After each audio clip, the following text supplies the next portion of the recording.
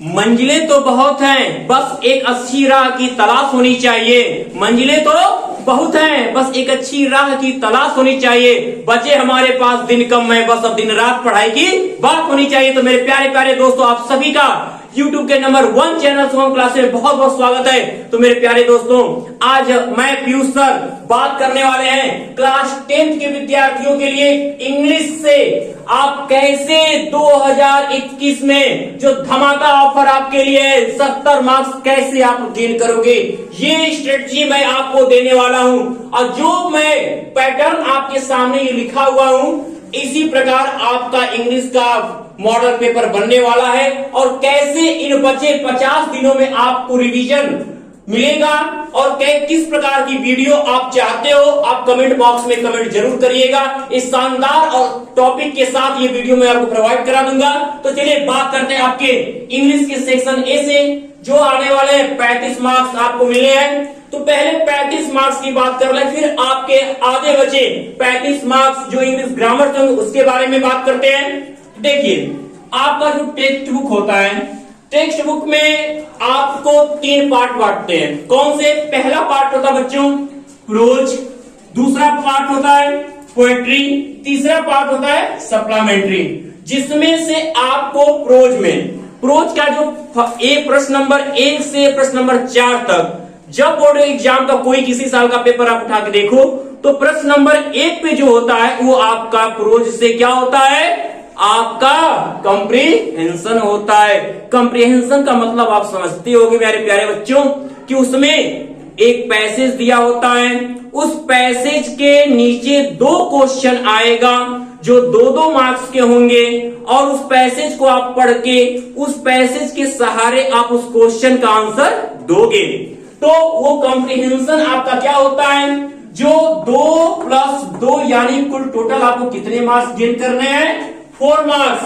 और आपको मैंने पूरे वीडियो एक लेसन की, जो 4 ही लेसन आपको पढ़ने हैं। आप the enchanted pool, a letter to God, the Ganga, Socrates, ये प्रोज के 4 लेसन आपको मैंने वीडियो प्रोवाइड कराया है। जिन बच्चों ने अभी उस वीडियो को नहीं देखा है, डिस्क्रिप्शन बॉक्स में जाकर लिंक ओपन करके मेरी उस वीडियो को देख सकते हैं और समझ सकते हैं। अब जो दूसरा आपका होगा क्वेश्चन जो बोर्ड पेपर में आएगा, वो होगा आपका लॉन्ग आंसर। किससे होगा बच्चों? प्रोज से ही होगा, आपका प्रोज ही होगा। दूसरा लॉन्ग आंसर होगा। 2 क्वेश्चन दिया रहेगा, जिनमें से कोई एक क्वेश्चन आपको लिखने होंगे, और भी कितने? ओनली 60 वर्ड लिखा रहता है। Answer the following question is not more than 60 word, 60 word से ज्यादा नहीं, मात्र 60 शब्दों में। अब जबरदस्ती ये मत कुछ बच्चे को कहना होता है सर जो लॉन्ग आंसर में होता है हम उसको 1.5 पेज लिखेंगे कि 3 पेज लिखेंगे। तो कुछ नहीं, कोई पेज नहीं काउंट करना है। यहाँ आपको बस केवल 60 वर्ड से मतलब है। आप अगर 55 हो जाते हैं, 65 हो जाते हैं, 70 हो जाते हैं, कोई दिक्कत नहीं है। बस आप सटीक ट्रांसलेशन आप बनाना कि गलती कहीं पर ना हो। शुरुआत आपकी अगर अच्छी होगी तो एंड भी आपका अच्छा होगा। तो ये 4 मार्क्स भी आप ही लोगे, ये 4 मार्क्स आपके ही होंगे, मेरे नहीं। पढ़ाया मैंने है, मेहनत आपने किया है, तो नंबर आपको मिलेंगे, मेरी मार्कशीट पे नंबर नहीं चढ़ेगा। तीसरा क्वेश्चन आपको बात करते हैं शॉर्ट आंसर, जो किससे आएगा? प्रोज से ही आएगा। और ये प्रोज आप सोचोगे कि सर कितना प्रोज से आ रहा है, ज्यादा नहीं, बस तीसरे के बाद मैं चौथा के बाद प्रोज हटा दूंगा। आप कहोगे 5वां भी प्रोज से नहीं करेंगे, क्योंकि है ही नहीं मॉडल पेपर में। तो तीसरा शॉर्ट आंसर जो 3 दिया रहेगा, उसमें से 2 आपको करने होंगे। जो आपको सबसे बेस्ट लगेगा कि इसका आंसर मुझे बहुत अच्छे से आ रहा है, आप उसी को लिखने जाओगे। ये नहीं कि हम पहला, अगर मुझे तीसरा पहले आ रहा है, मान लो कि 3 क्वेश्चन दिए, तीनों में से ABC करके दिया, मुझे C वाला पहले परफेक्ट आ रहा है, तो मैं पहले C वाले को कर लूं, उसके बाद मुझे पहला आ रहा है तो मैं उस पहले को भी लिख सकता हूं बाद में। जरूरी नहीं है कि मैं सीरियल नंबर से ही लिखूं, बस क्वेश्चन नंबर आप लिखो, सबसे बेस्ट होगा आपका। बस आप ये ध्यान देना, इसमें 25 वर्ड्स लिखने होते हैं। इसमें वही बात होती है कि जबरदस्त, अगर आपका आंसर 12 वर्ड में भी, बहुत जितना क्वेश्चन पूछा है 12 वर्ड भी कंप्लीट होते हैं, तो भी आपको फुल मार्क्स मिलने हैं। ये नहीं कि जबरदस्ती आप 25 वर्ड तक पहुंचोगे, ऐसा आपको नहीं करना है। तो सटीक आंसर के साथ ये भी आपका 2+2 करके 4 मार्क्स आप ये भी ले जाओ।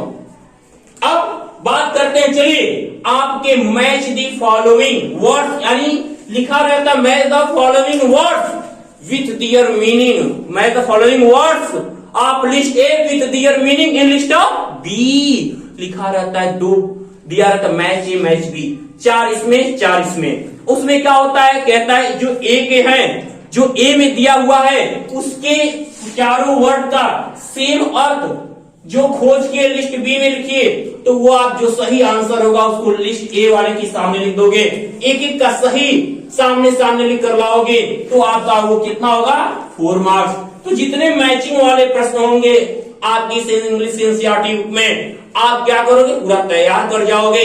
अब इसमें 4 नंबर नहीं लोगे तो क्या करोगे आप, आपकी मेहनत दिन रात जो हो रही है, अब अभी भी सोए हो तो जग जाओ, समय बचे हैं 50 और आपको मेहनत करनी है झकास। तो आ जाइए पोएट्री की बात कर लेते हैं। अब आपके पोएट्री में 5वें नंबर से प्रश्न नंबर 5 और प्रश्न नंबर 6 ये पोएट्री होती है, यहां से पोएट्री की शुरुआत होती है।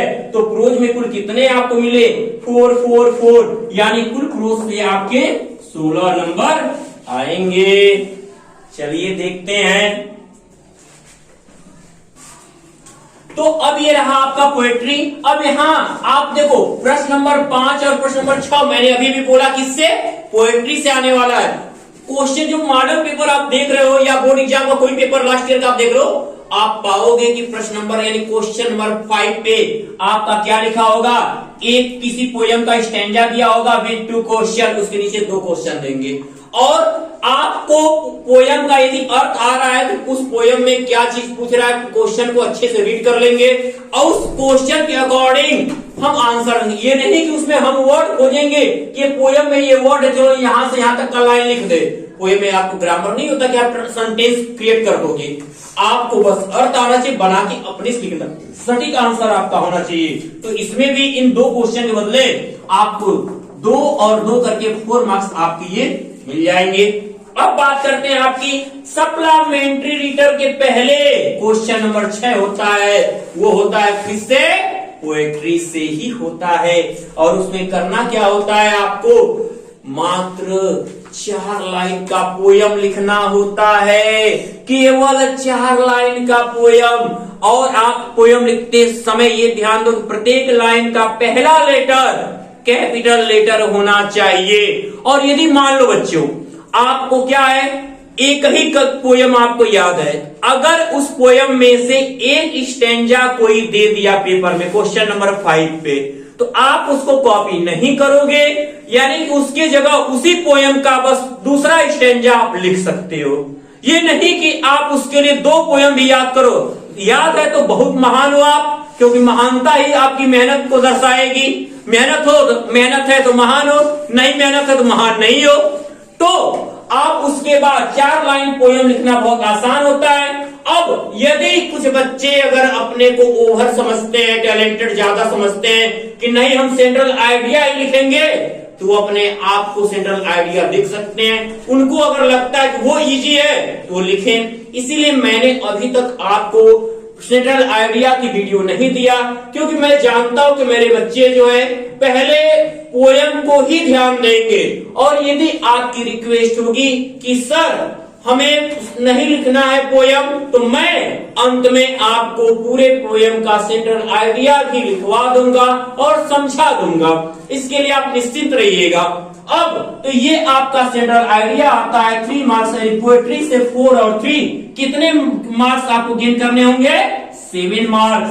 चलिए क्वेश्चन नंबर 7 और 8 और 9 ये शुरू होता है सप्लीमेंट्री रीडर आपके टेक्स्ट बुक से, जिसमें पहला जो 7 नंबर का क्वेश्चन होता है शॉर्ट आंसर टाइप क्वेश्चन, उसमें से आपको 3 क्वेश्चन देते हैं। क्योंकि इस बार आपको सप्लीमेंट्री से क्या पढ़ना है, मात्र 2 लेसन। पहला chapter a inventor who kept his promise, दूसरा the judgement seat of Vikramaditya. 2 lesson बस पढ़ने हैं। इन 2 लेसन में से 3 क्वेश्चन सोचो कि एक ऐसा ही, यानी एक क्वेश्चन क्या होगा, जरूर उन्हीं किसी एक ही चैप्टर से 2 क्वेश्चन आएगा। तो अगर मेरे बच्चों, अगर आप बहुत अच्छे से तैयारी करते हो शॉर्ट आंसर की, जो मैंने कहानी आपको पढ़ाई है, आप उम्मीद करते हैं कि उसको आप लिखने में थोड़ी भी देर नहीं लगाओगे, और ये फुल मार्क्स, क्योंकि दोनों कहानियां बहुत अच्छी, एडिशन की और जजमेंट सीटा विक्रमा के चैप्टर की, तो आप इनको लिख जाओगे। 2 और 2 आपको ये भी मिलेंगे 4 मार्क्स इस पर भी। अब आपका जो क्वेश्चन नंबर 8 होता है, ये जो ट्रू फॉल्स होता है, आपको प्रोज से नहीं तैयार करना है, बस 2 चैप्टर सप्लीमेंट्री रीडर से तैयार करना है। बस उनके ट्रू फॉल्स कहानी जिसको आ रहा है उसको रटने क्या जरूरत है, 4 नंबर तो पढ़ के समझ जाएगा कि ट्रू है या फॉल्स। ट्रू का मतलब समझते हो ना, ट्रू मतलब सही, TRUE लिखोगे एग्जाम में। ये टी और यफ लिखने का काम नहीं करोगे। बहुत बच्चे टी और यफ लिखते हैं, तो वहां कंजूसी करोगे ना, तो एग्जामिनर आपसे भी ज्यादा कंजूस है। ठीक है, आप टी लिख के चले आओ, कहेगा ठीक है, तब हम नंबर भी नहीं देंगे। तो आप TRUE लिखने में क्या जाता है आपका, FALSE लिखने में क्या जाता है, लेकिन उनकी स्पेलिंग तो याद कर लेना। दिया रहेगा, नहीं आएगा तो पेपर में देख लेना फॉल्स की स्पेलिंग क्या होती है, FALSE। तो अब आपकी 4 नंबर आप इनसे भी ले लोगे, 1 गुणे 4 यानी 4 मार्क्स होंगे आपके। अब आता है क्वेश्चन नंबर 9, अल्टरनेटिव यानी विकल्पीय प्रश्न। आपके क्वेश्चन देकर 4 ऑप्शन देगा आपके सामने, कौन सा ऑप्शन सही है, तो जो क्वेश्चन लिखने का जो ऑप्शन सही होगा उसके नीचे बस वही ऑप्शन का नंबर लिख के आंसर डाल दोगे। यही आपका होना चाहिए। 4 आएगा, वो भी मात्र सप्लीमेंट्री के 2 लेसन से। आप प्रोज पे इसके लिए ध्यान मत देना, प्रोज से बस long answer, short answer, comprehension और मैच द फॉलोइंग तैयार करना है। बाकी ये 3 आपका short answer, true false, alternative supplementary reader से। तो इस तरह से आपके ये भी हुए 4 मार्क्स, 1 गुणे 4 यानी 4 मार्क्स, यानी कुल टोटल सप्लीमेंट्री से आपको गेन करने हैं 12। टोटल अगर हम करते हैं तो ये आते हैं 35 मार्क्स। जोड़ लीजिए, कहीं मैथ आपकी अगर कमजोर पड़ी तो यहां पर कमजोरी आ जाएगी, तो ध्यान दीजिएगा। चलिए बात करते हैं हम आपके सेक्शन बी की तरफ।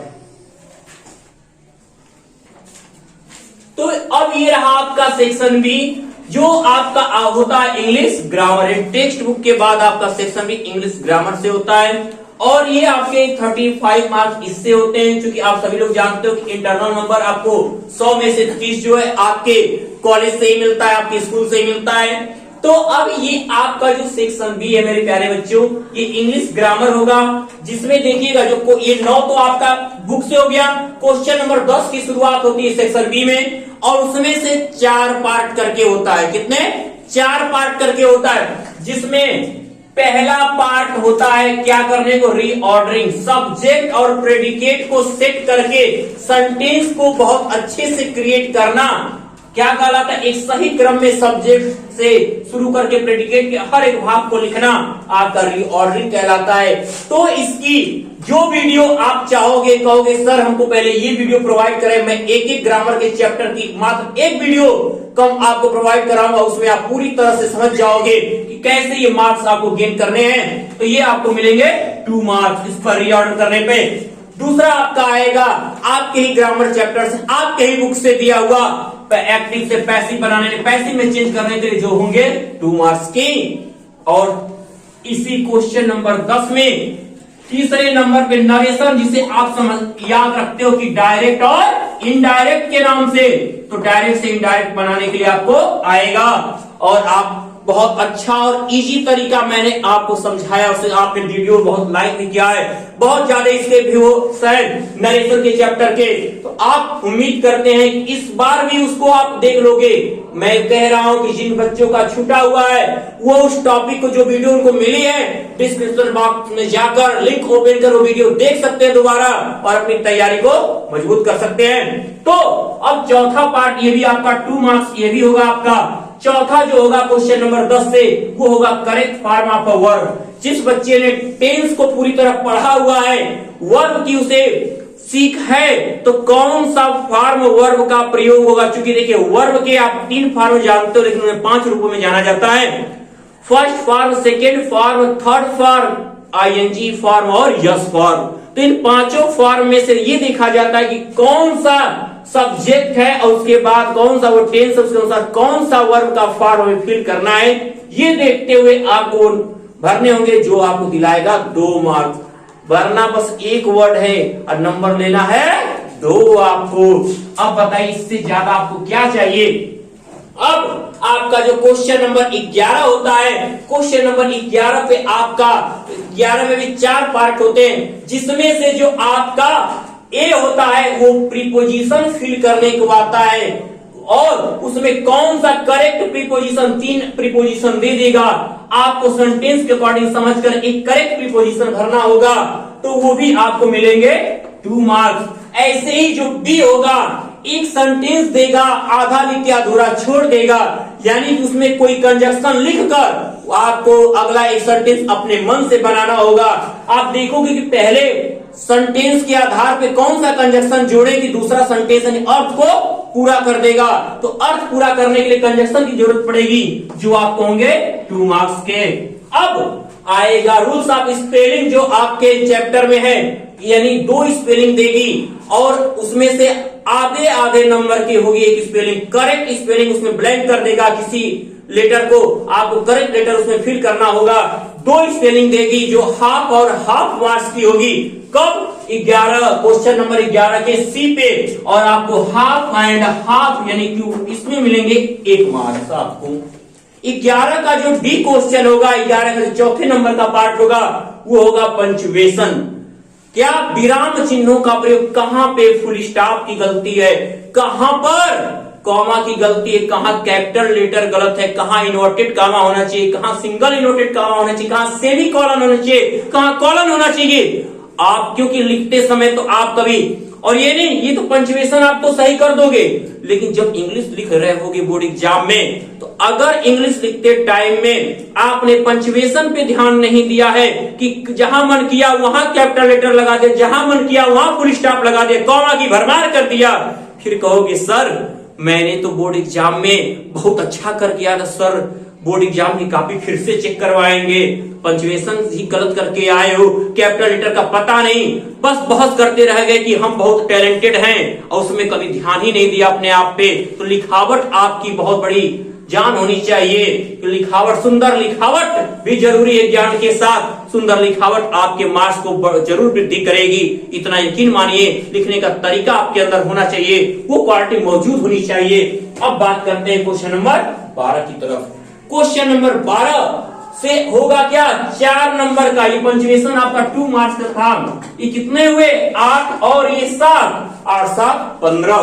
क्वेश्चन नंबर 12 होगा आपका 4 नंबर का, जिससे आता क्या है, ट्रांसलेट इनटू इंग्लिश। बहुत 4 छोटे छोटे हिंदी के सेंटेंस देंगे और आप उन्हें बहुत आसानी के साथ क्या कर लोगे, आसानी के साथ उन्हें पूरी तरह लिख सकते हो।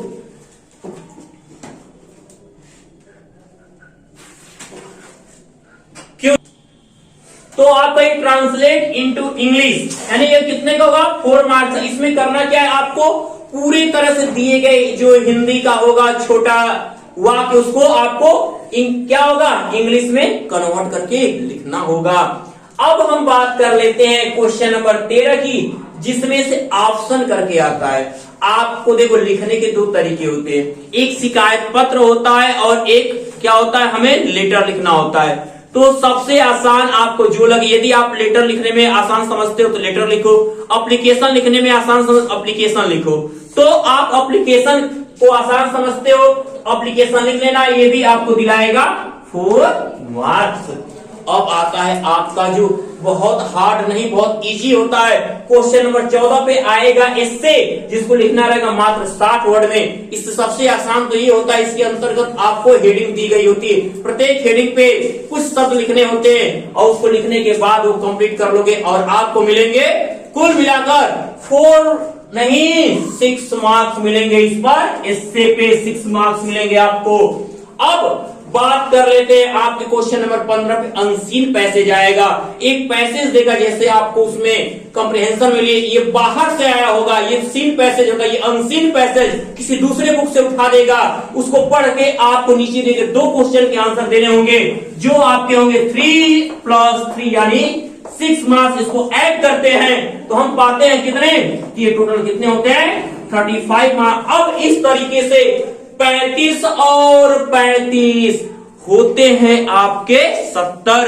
अब आप कहोगे कमेंट बॉक्स में कमेंट करके सर हमें इस टॉपिक की वीडियो प्रोवाइड कर दीजिए, इसको मैंने अभी नहीं समझा है। मैं रिवीजन के टाइम में मात्र 50 दिनों में ये आपका पूरा कंप्लीट कोर्स रिवाइज कर दूंगा। तो आप अपनी तैयारी में लगे रहिए, आप कमेंट करते रहिए सर ये चैप्टर दीजिए, ये वीडियो हमको प्रोवाइड करें, मैं लगातार आपको शानदार टॉपिक देता रहूंगा। तो मेरे प्यारे बच्चों, यदि आज की ये लेक्चर, आज की ये वीडियो यदि आपको पसंद आई हो तो इसे ज्यादा से ज्यादा लाइक और शेयर करना न भूलें। तब तक के लिए गुड लक माय डियर।